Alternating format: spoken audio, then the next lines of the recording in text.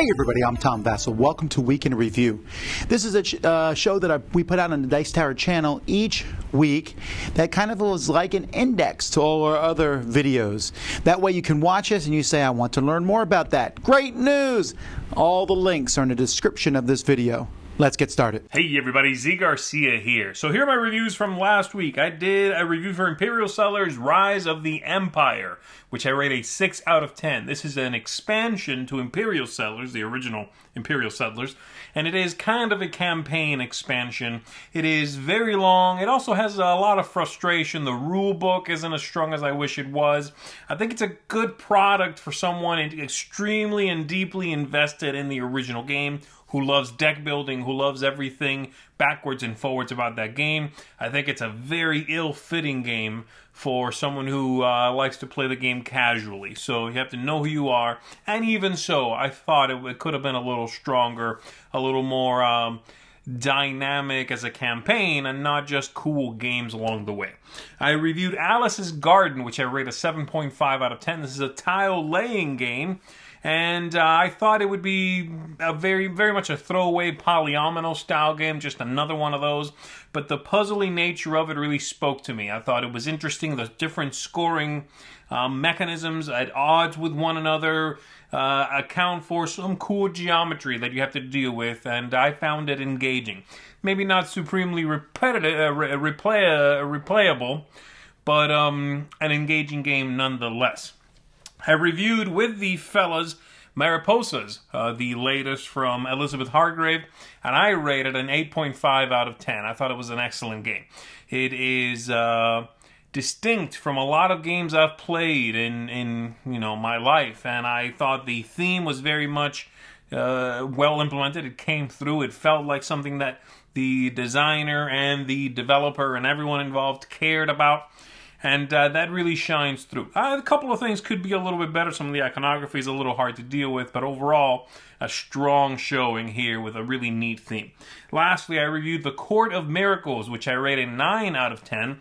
And this one is a very cool world in which you are going to be bluffing and controlling districts of a very seedy place. You are basically, a beggar. You are someone who is trying a pickpocket, if you would, and you are trying to manipulate what's going on in the city. You are trying to become more important. You're trying to take control of this underbelly of the city. I liked it. I thought the look of the game is really cool. Components are great, but the game is very much about bluffing and thinking about what others might be doing, and how they can take stuff away from you and how you can prevent that from happening. All of that is going on in the game. So there's a little bit of a psychological element to it as well. It plays very smoothly. So there you go. That's it for me. I'll see you on the next one. Hey there everybody, it's DiLisio, and this week I reviewed 3 games. First, I reviewed the solo mode for Sarah's Vision, a cooperative game that uses a Jenga-style block stacking mechanic. Doesn't have a huge amount of replayability, couple of component issues, but overall I do enjoy the game. I gave it a 7 out of 10. I also was part of a group review with Roy, Z, and Tom for Mariposas, the new Elizabeth Hargrave butterfly-themed game. I thought it was really cool. I think it is a unique take on the racing style game. I gave that a 7.5 out of 10. And then finally I reviewed the solo mode for Wild Space, a space-themed game where you are building combos and tableau building. Really clever. I enjoyed that a great deal. I gave that an 8 out of 10. That's it for me this week. Let's keep it moving.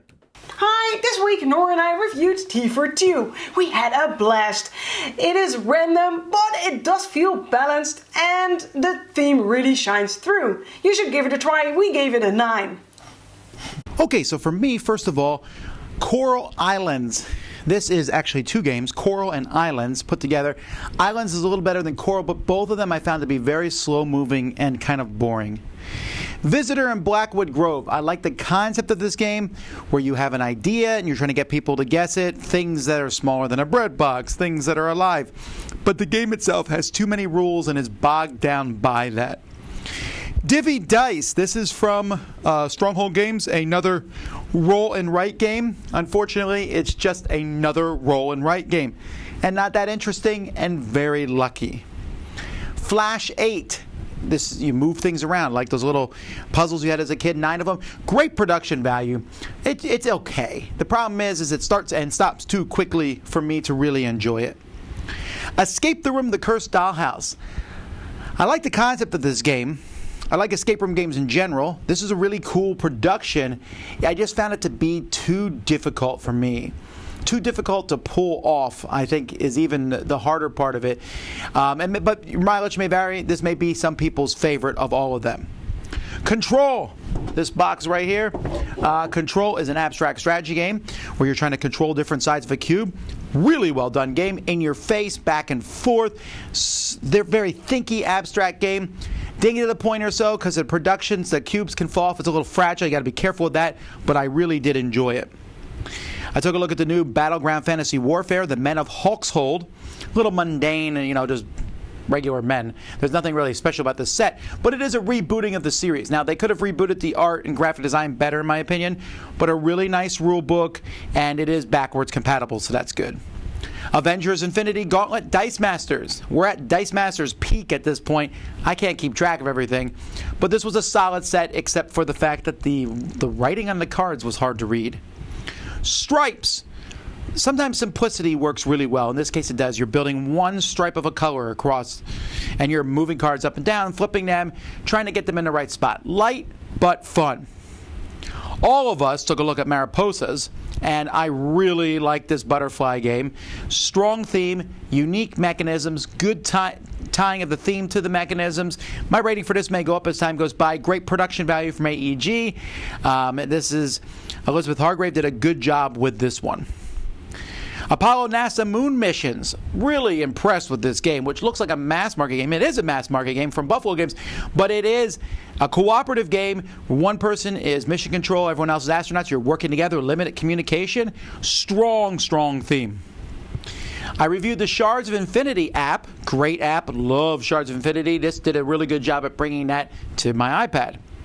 And Nidavellir. This is my game of the week. Fantastic game.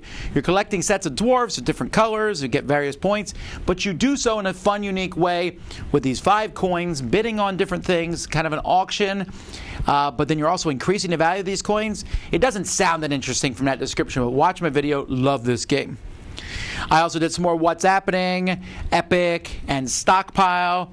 I did my top 10 polyomino games with Tetris-like shapes. Continued 10,000 and below series, games that are really ranked low on Board Game Geek. A couple new werewolf games, some really exciting werewolf games went up this week. You should watch them. And then crowd surfing is now on a weekly basis. We did that. And Look Back, where we go back and take a look at old reviews.